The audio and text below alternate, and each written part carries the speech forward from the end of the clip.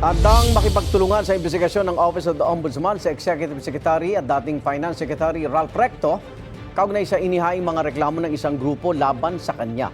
Kabilang sa reklamong plunder, kaugnay po sa paglipat noon ng 70 bilyong pisong pondo ng PhilHealth sa National Treasury. May unang balita si Salima Refran.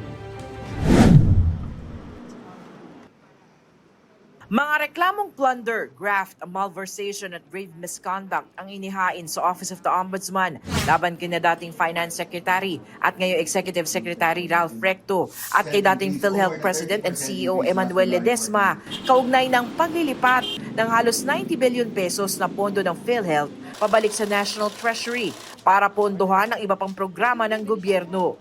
Idinikta yan sa 2025 General Appropriations Act pero kwenestyon sa Korte Suprema. Yung ruling ng Korte Suprema, kung marirecall natin, unanimous po ito clearing that the transfer was illegal and constitutional. 60 billion pesos ng pondo ng PhilHealth ang tuluyang nailipat sa National Treasury habang napigilan ng mga petisyon sa korte ang paglipat ng natitirang 29.9 billion pesos. It's because si Executive Secretary Recto, siya ang nag-issue ng memorandum circular to have it really the reserve fund, which was supposed to be in the nature of a trust fund for the purposes of answering the PhilHealth claims of patients, was transferred. Specific yung PhilHealth Charter, yung Universal Healthcare Act, ganun din.